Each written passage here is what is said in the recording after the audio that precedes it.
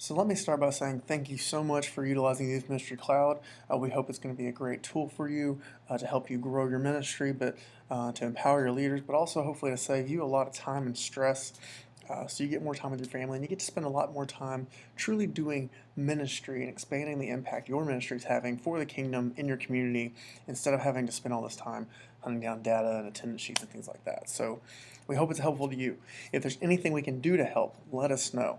If there's any features you think you need or your ministry is kind of unique in the way of what your role and responsibilities are, let us know. We love to tweak and change things to better serve you. So here's what I want to do. I want to walk you through a few things just to help you get started. I won't give you the full exhaustive tour because there's a lot, but I want to get you up and running. And then as you need to, reach out to us, check out some of the other tutorials and videos we have, and so you can get the full, power kind of out of the program. So the first thing obviously you're going to want to do is add students. Now you can add students manually, and I will show you that later on, but right now I don't want you to do that. What I want you to do is get a spreadsheet of the data you currently have, if you have it, and email it to me. If you only have a PDF, that's fine as well, but if you have data on your kids, even if it's just first and last names and maybe grade level, whatever it is, send it to me, because I want to do an upload for you. So you can get up and running a lot quicker. And so if you'll send that to me, I can take care of that really quick. The other great thing is, since we do have text messaging, get unlimited text messages out to your students, it does rely on having that carrier info. But I can do a lookup on that for you. And so you're set up, you're ready to go. You've got kids in, you can message, you're ready to set up your groups, and you're good to go. So just want you to know that first. Next thing you might want to do is add leaders. You may be asking why you want to add leaders. Well, for one, you can add unlimited leaders. So even if you're not sure if they're going to use the program or not, go ahead and get them in because you can communicate to them, but also because leaders get a login as well. And so if I go in here and I'm going to add a leader, you're going to see how our ad forms, our student one's very similar. We've got it broken up into tabs so you can just get the info that you can have or they want to give, get it really quickly, do a picture if you so choose. But what you're going to do is set up an email address and a password. Now, if they don't have email for whatever reason or don't want to give it to you, you can set up a fake one, at yourchurch.com or whatever the case may be. And that way what happens is they have a login. And so anytime that you add them, assign them to a group, they can help you take attendance for that group. They can do communication and follow up with that group for you. They can get a contact sheet and a follow-up report for kids who are absent maybe for an event in the group that they are tied to. So they can do that. But they can also help you add in kids at those events and do those sorts of things. So you're really getting to empower your leaders to truly help you in your ministry. So you're going to want to add them in because they can download the app for free. They can log in with the info you set up for them. And then anything that they input as far as adding kids or taking attendance, that data gets tied to your ministry as a whole, so you can go in and see all those reports and info without having to collect it all yourselves. So I upload your students for you. I don't have to, but I want to, and I encourage you to take advantage of that. I can upload leaders as well if you so choose, but you want to get your leaders and things like that. Once that's done, next thing you're probably going to want to do is create your groups, because in order to take attendance, kids do have to be in a group. It's real simple. You just create the groups, you set a class name, okay? I'm going to say Sunday school, okay? Whatever the case is, you name it. You can assign leaders to those groups. You can assign students, okay?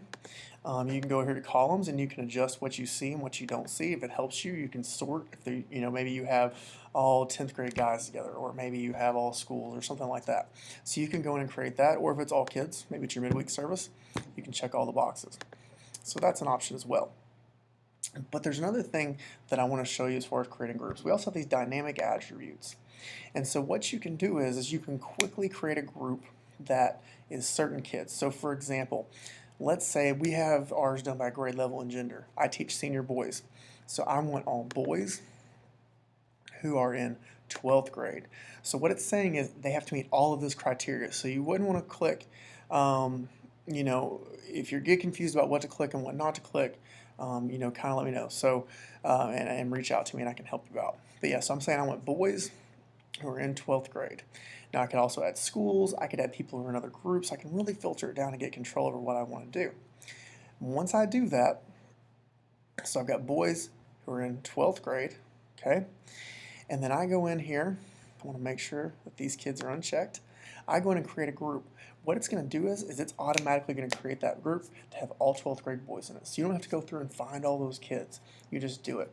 But it gets even better. When you have these dynamic attributes set up, every night the program runs and it makes sure it's up to date. So if a leader added a kid in and they didn't think to add them into the group, it's going to update that for you so your group is ready to go the next day. All right, so that's there for you. Those dynamic attributes are. So you got your students in, you've got your leaders in, you've got your group set up. What are some things you can do with all that? We have communication to where you can do email, you can do text, you can do audio messages that'll send a link out to them via text. They can click, they can listen to the audio. All right, picture messages. So we've thought through a lot of things. You can also schedule those things. You can post out to social media after you connect your accounts. And so we've got a lot of different things. And granted, you can just email all students and leaders, text all students and leaders, but when they're in those groups, you can do really targeted communication, which is something you may want to think about. Don't just think about setting up groups for the purposes of attendance. Think about it too for communication as well. All right. You also get data reports. Now, every time you log in, you get this quick kind of view of your ministry of different things, kids that have come through the door in the past 30 days, stuff like that. But you can also run other attendance reports and contact sheets and things like that. Okay, so that's there as well. Taking attendance. You also have a ministry planner. And what that allows you to do is it's like a calendar here.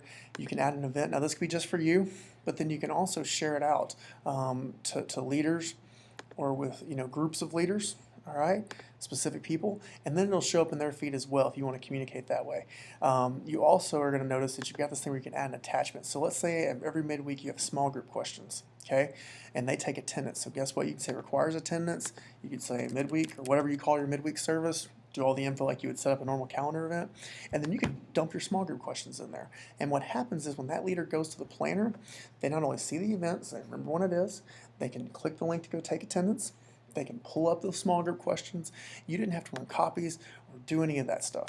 It's all there, it's all good to go. And just think about the time you save. I know a lot of times people think about copies, they think about money, and that's part of it. For me, it's about time though, and just think about that time you can devote to other places, be it family or whatever.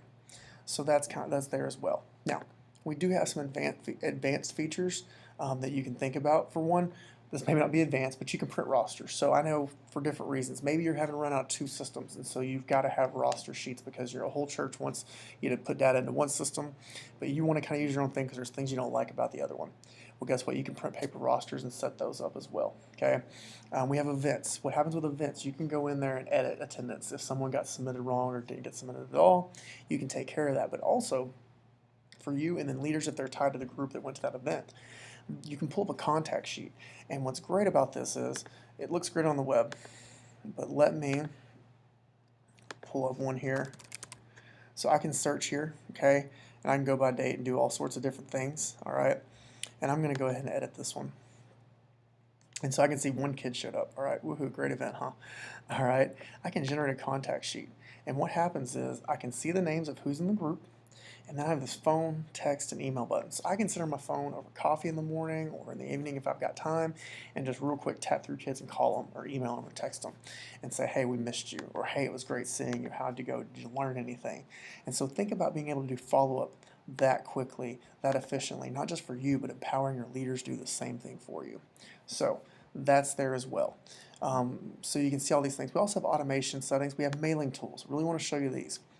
You can do mailing labels that'll print out, but you can also do postcards. You can print the name of the parents of. You can decide you get 2 postcards per sheet or 4. Okay. For example, I'm going to do just a general postcard. I'm going to select a template, like good to see you again, okay? And then I can sit here, if I want to upload my own postcard, I can type in a message, but then I can begin to filter and say, I want this just to go out to boys, 12th grade. So maybe I just want to let my guys know I'm thinking about them. And so I could go into 12th grade boys, if I had that group set up, and create that, and it's going to generate those postcards for me. And so that's another thing we've added in it. It's, it puts the address on the postcard once you've got that info in the system, puts the message on there for you, and you can print and run those 2-sided copies, run them through your postage machine, and it's done. With that, though, you're going to see we also have automation settings. So we do have the daily ministry report. Some of you may have already been receiving that. And that every day is going to let you know their birthdays, If you had an event the day before where kids absent, and here's their contact info if you want to do follow-up. Did you add kids to your ministry? Here's your visitors you may want to follow up with. And then you can forward that along to leaders. We don't send that to leaders right now because we don't want to bombard them. We want you to kind of be able to filter and pick and choose who that needs to go to. Okay, so that's there.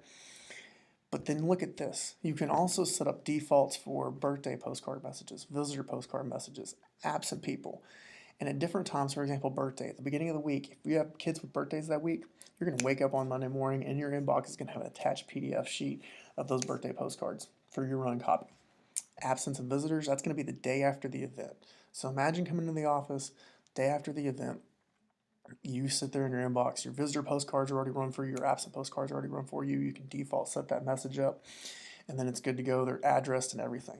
All because you collected that info, you set up those groups, you did those things. You can also customize it so the kid's first and last name shows up, and that's out of your hands.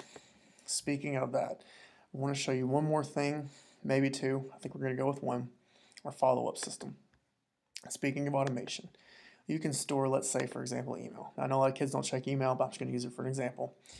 You can set to where follow-up goes to specific kids automatically. Okay, it could be because they're a new visitor. It could be because they're a new member. All right, you can tie it to certain just groups or disciples. So, for example, to me, that's a kid who gets saved. You can also do it for absent kids and which groups they're absent from. And then you can set a delay. So, for example, let's say every time someone misses 2 hours later, I want to send them a message. So I do 2 hours later, okay, when they're absent from 10th grade boys, I'm going to send them this message that says, hey, I've been thinking about you. This is my title. All right, missed you. And then I sit here and say, hey, been thinking about you, hope you're doing great or whatever.